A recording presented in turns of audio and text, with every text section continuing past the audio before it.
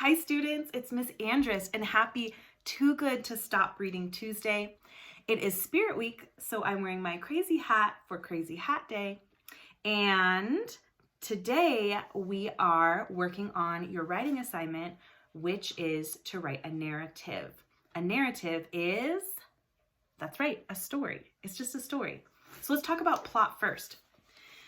In the plot of a story, there's a certain flow that has to happen to make your story complete and to keep the reader on track and interested. So in the beginning, the story begins in ordinary life. This is a chance for the author to introduce the setting and the main character. And then there's always a problem. And then there's rising action. In the rising action, we meet some of the allies and support characters. Maybe there's a villain that is causing this problem. We meet them as well. And the character tries to solve the problem. And they might win little battles, but they also might have difficulties along the way.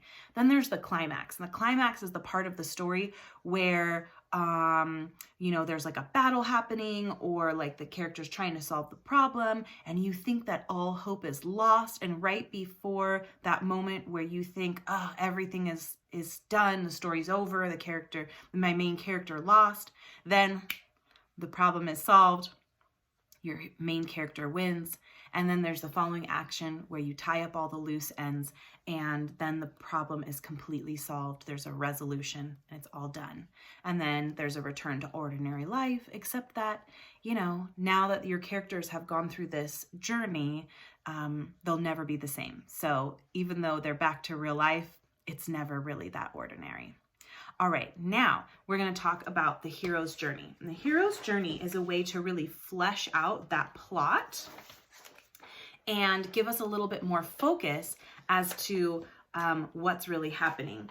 And the hero's journey is a formula for writers. If you look through all your favorite books, all the best movies, the most epic trilogies, they all follow this formula of the hero's journey. So let's talk about it. In the hero's journey, your main character, the hero, begins, like I said, in ordinary life, in the ordinary world. In Harry Potter, this was, he's living under the stairs with his mean aunt and uncle. And in Hunger Games, Katniss Everdeen is living a life of poverty in her district where she has to work so hard and all is not right in the world. Then there is a call to adventure. In the call to adventure, the main character in their ordinary life gets called into this extraordinary adventure. So in Harry Potter, the owls keep bringing a whole bunch of invitations to this magical school. And in Hunger Games, Katniss Everdeen volunteers as tribute in place of her sister. And then the main character meets their mentor.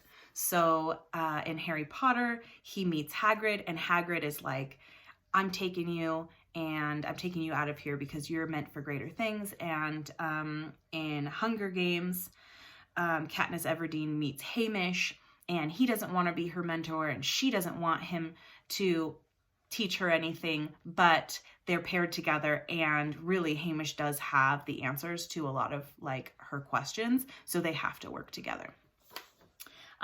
Often the mentor also gives the hero something to help them on their journey. For instance, Hagrid takes Harry Potter to get his wand before he crosses over into the main setting of the magical world. So then there's this crossing of the threshold.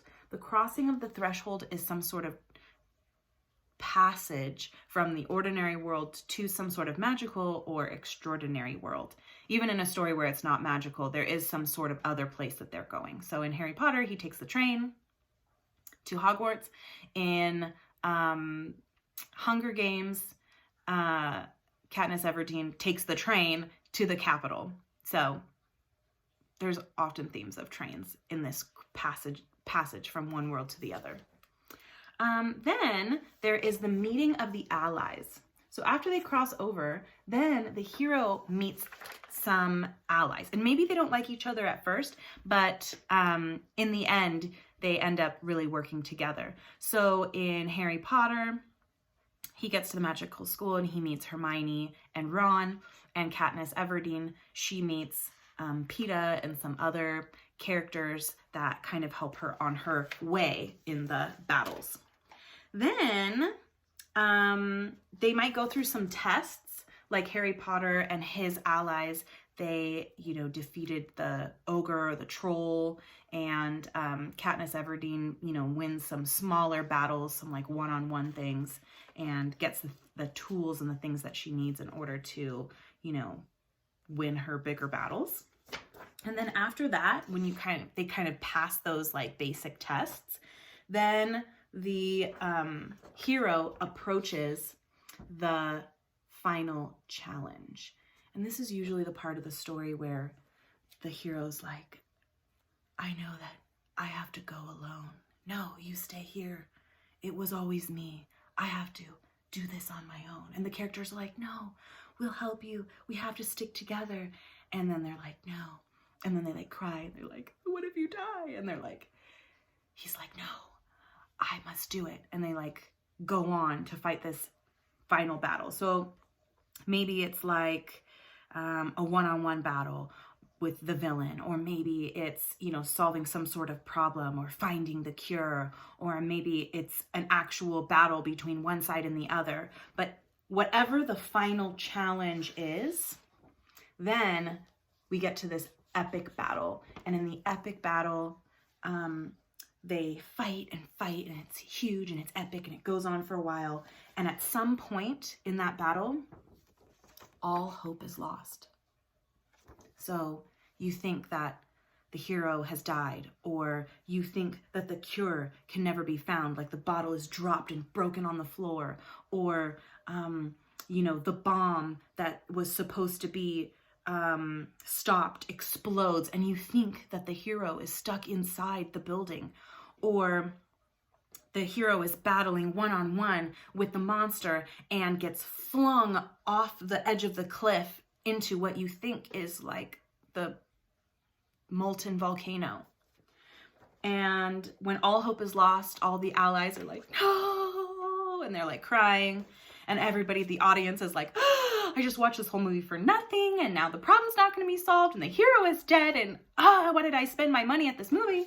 And then there is a victory. Right after everyone thinks that all hope is lost, there's victory. So that means like the allies run to the edge of the cliff where the hero was thrown off, and they're like, no! And then they look down, and the hero is clinging by one hand to the side of the cliff, and they didn't die after all. Or, you see the burning building that's been exploded, and you're like, no, my friend! And then the hero walks out of the smoke and is like, I got out in time, or something like that.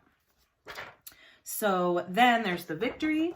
And then after the victory, there is the road back. So this is where things are cleaned up. Loose ends are tied up. All the last mysteries that you've been wondering about have been revealed.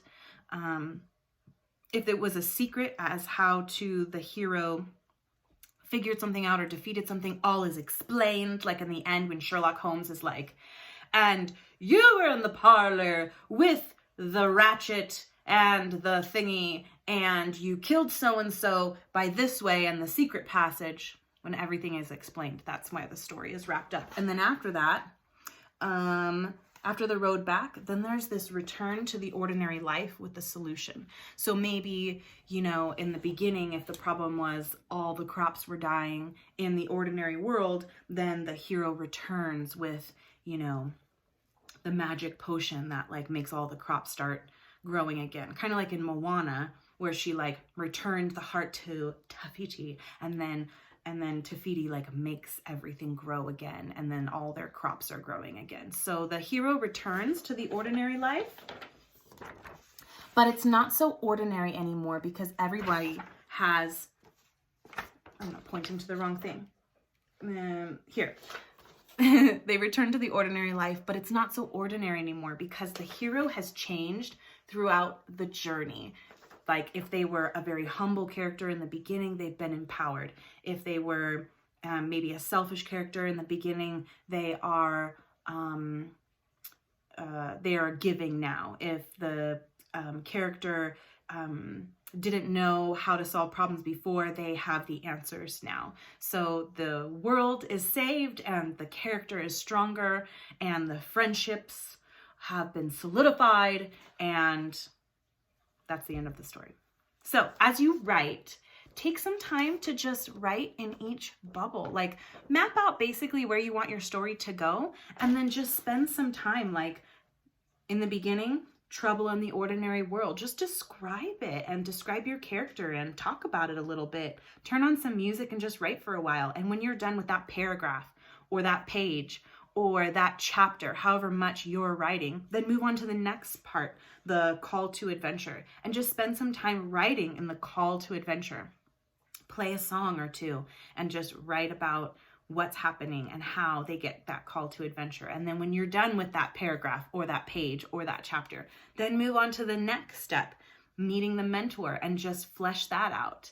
And by the time you get through all the bubbles and by the time you get to the end, you'll have a big, beautiful story that's really complex and has dynamic characters that change and grow throughout the story, and a problem that is solved, and you'll have your reader hooked, and you'll be so proud of yourself. So good luck, happy writing, and happy Too Good to Stop Reading Tuesday. See you back here next Tuesday for more reading and writing. Good luck, bye.